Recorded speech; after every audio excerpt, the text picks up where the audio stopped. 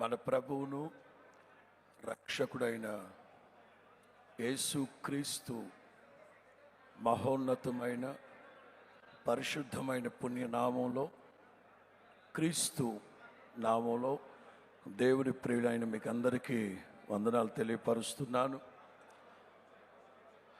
3 రోజుల క్రితం ఉదయం 9:30-10 గంటలప్పుడు ఇలా జరిగింది అని చెప్పారు. మా హోసన్నా మందిరానికి 5 నిమిషాల ప్రయాణం అంతే. డాక్టర్ జాన్ వెస్లీ గారి చర్చికి 3 నిమిషాల ప్రయాణం అంత దూరంలోనే ఈ దుర్ఘటన సంభవించింది. ఈ సమాచారం వినిన వెంటనే నివ్వెరపోయాం, నిర్ఘాంతపోయాం. మనస్సులో అనుకున్నాం, ఇది అబద్ధమై ఉండాలి, వారు జీవించాలి అని. కానీ ప్రభు యొక్క చిత్తము సంకల్పం ఎవరు మార్చలేరు గనక ప్రార్థన చేశాం.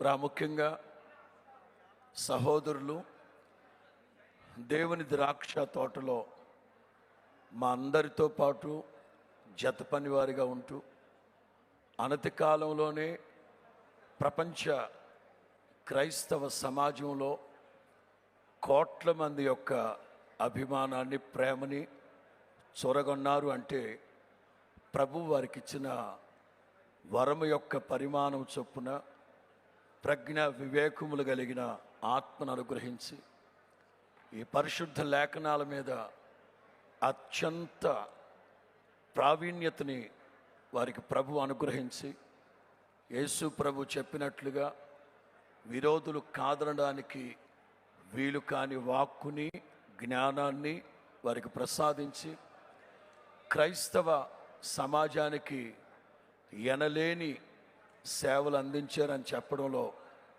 ఏ సందేహం లేదు.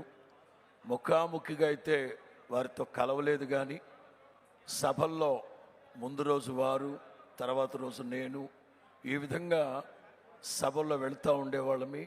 అయితే ఈ వేదిక మీద ఉన్న సేవకులందరిని బట్టి అందరి కోసం ప్రతినిత్యం హోసన్నా మినిస్ట్రీస్ ప్రార్థన చేస్తున్నారని చెప్పడంలో ఏ సందేహం లేదు.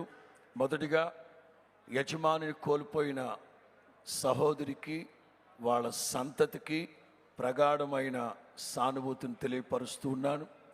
మనకున్న ఒకే ఒక్క శుభప్రదమైన నిరీక్షణ, ప్రభు ప్రత్యక్షమైనప్పుడు వారు, మనము వారు అందరము కలిసి యుగాయుగములు ప్రభువుతో నిలిచి ఉండబోతున్నాం.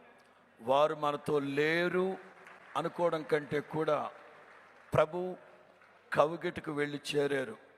VKR గారు కమ్యూనిటీలో ఒక పోస్ట్ పెట్టారు. యేసు ప్రభు కవిగిట్లో వారు ఇలా ప్రభువుని చూస్తున్నట్లుగా. మొన్నటి రోజున నేను హాస్పిటల్ దగ్గరికి వెళ్ళినప్పుడు ఆత్మలో ఆవేశపూరితనై ప్రార్థన చేశాను. స్టెఫన్ గనక హతసాక్షిగా మార్చబడుతున్న సందర్భంలో తండ్రి కుడిపార్శ్వమందు కూర్చోవలసిన ప్రభు లేచి నిలవబడి ఉన్నారట. ఎందుకంటే నా సేవకుడు అంటే మనం ప్రభువుకి రెస్పెక్ట్ ఇవ్వాలి, కానీ ఒక సేవకుడు యథార్థముగా దేవుని రాజ్య వ్యాప్తి నిమిత్తం పానార్పణముగా పోయబడిన స్టెఫన్ కోసం యేసు ప్రభు నిలవబడి మరీ పరలోకానికి ఆహ్వానించారు. అదే రీతిగా మన సహోదరులు ప్రవీణ్ గారు ఈ లోకంలో కన్ను మూసిన మరుక్షణం ప్రభు లేచి నిలవబడి ఆయన సన్నిధికి, ఆయన కవిగిట చేర్చుకున్నారని చెప్పడంలో ఏ సందేహం లేదు.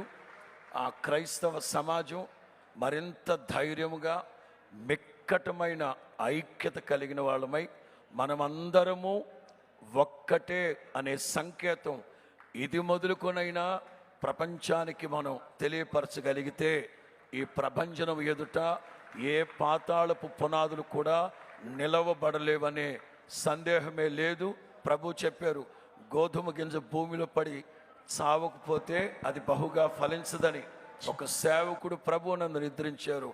ఇలాంటి యవన బిడల కోత విస్తారమై ఉండగా, నిజమే వాస్తవంగా సేవ చేయాల్సింది సేవకులు, కానీ వారు వ్యాపారాలు చేసుకుంటూ అనేకమైన సామాజిక బాధ్యత కలిగిన వారే దేవుని రాజ్యం విస్తారంగా ఉంది గనక, కోత విస్తారంగా ఉంది, పనివాళ్ళు తక్కువగా ఉన్నారు గనక, రెండు రకాలుగా సామాజికంగాను దేవుని సంఘాలకి ప్రయోజనకరమైన పాత్రగా ప్రభు వారిని వాడుకున్నారు.